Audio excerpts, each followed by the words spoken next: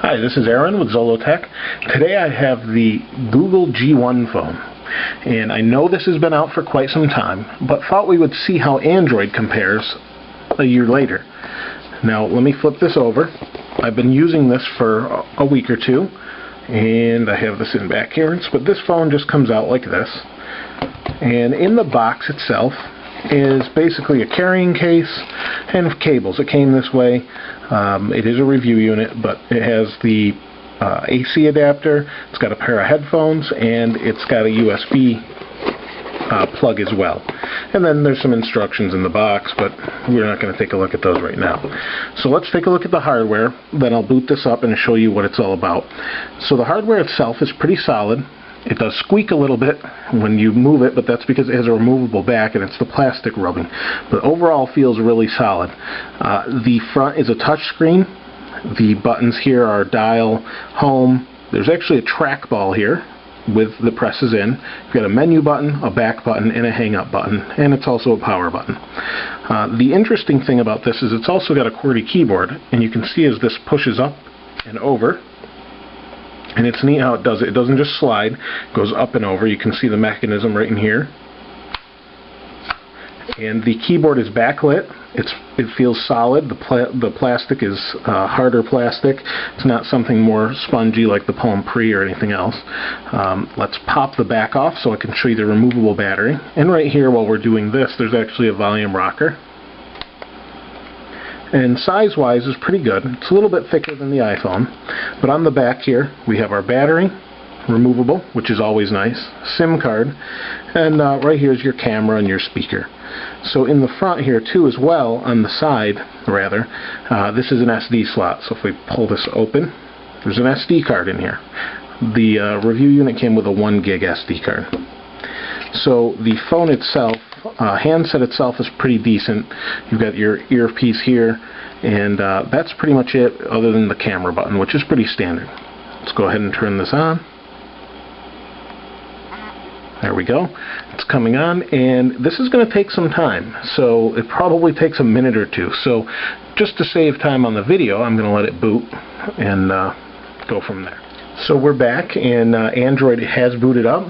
You can see it's a touch screen, and to start with, it wants you to touch the little Android on the Android phone, and we've done that, and it's going to try and tell you how to do a few things, and we'll skip that. And what we need to do is sign in with our Gmail account. So I'm going to do that, and you need to slide the keyboard open to type. In this particular case, it does have a built-in keyboard. So I'm going to type this, come back, and when we're ready, and show you how it logs in. It's going to take a minute. It's going to grab all my information from Gmail, dump it into the phone, contacts, instant message names, pretty much anything that's in Gmail itself, mail and everything, dump it right into the phone, and pretty cool what it does automatically. So I'll do that and come back and show you the rest. Okay, so I've put my Gmail account information in, it synced it, and now it wants me to slide this closed. And this is a first time startup. So we're going to go next. We're allowing location, content, and finishing setup. Now the nice thing, this is the Google, or the Android dashboard. Let me see if you can see that. And what we have here that's different from the iPhone is we have a drawer we can pull up that has our web browser and that sort of thing in it. And you can put those shortcuts right on the desktop here. You have 3 pages. You can see there's a clock, and there's 3 pages with a Gmail search, or a Google search on it rather. At the top we have a notifier. Now this is the part where iPhone really could take a cue from Android and the Palm Pre's WebOS, in that it notifies you in a much better way. Let you know there's an email, and that's a voicemail. And when we want to view that, we can be in any application, go do our business with the email, your contacts, be done with that, slide this away. And you'll see, we pull this down, and it says you have a new voicemail, and your My Faves contact has been whatever. It's been added, and it's an email from Gmail. When we're done with the email, slide it up, and we're done. We can go back to our business doing whatever we need to do. We're in the web browser.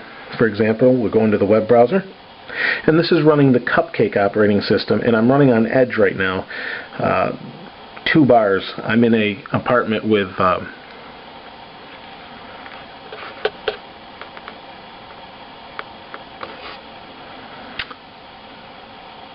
so we're just waiting for this to load, and it's a little bit slow. I only have 2 bars on Edge. It does connect to Wi-Fi, I just don't have that on right now. Normally it's pretty quick, but I've only got 2 bars of Edge speed, just because of the location I'm in right now. So normally it's pretty quick. The web browser's okay. That's probably my biggest downfall with the browser itself, is the speed and the quality of the page rendering. Now, that's not to say it couldn't improve with different updates, and you can see there's an onboard keyboard, like I said earlier. And we can go to, let's go to a different web address. Now, I can type with the onboard keyboard, or I can simply turn it. It rotates the screen to landscape, and I can type another address, such as, let's see if we can go to, I'm just waiting for it to respond. It is a little bit slow. The battery life on this phone is not good at all. That's the G1 handset's fault, not the Google Android operating system. Now, when we're in any application, since I'm waiting for this, when we're in any application, we can hit menu over here and get different options. So this is new window, there's more, bookmarks, go, etc. We can go to more, and there's more on the page and that sort of thing, and it's all scrollable. Now, it doesn't have multi-touch, so you can't use a pinch or anything like that, like you can on the iPhone, on this particular Android phone. And I just locked it. Let me turn it back on, hit menu, and it unlocks. And you can see you've got you can easily go back and forth, and they kind of give you everything at once to move yourself around the operating system in the phone. You can use the ball, you can use the touch screen, or you can use the keyboard, and you've got the home and the back buttons. For maps, it's got GPS. One application that this has that the iPhone does not have is called Google Sky. Now, there's no reason they couldn't do it on the iPhone, but they haven't so far that I've seen. Basically what it is an application. I don't think I have it loaded right now. No, I don't. But it's an application that shows you the stars. And what it does is it uses your GPS location and the compass built in, so that when you hold this up to the sky while you're looking at it, you're seeing the constellations on here that you're seeing up in the sky.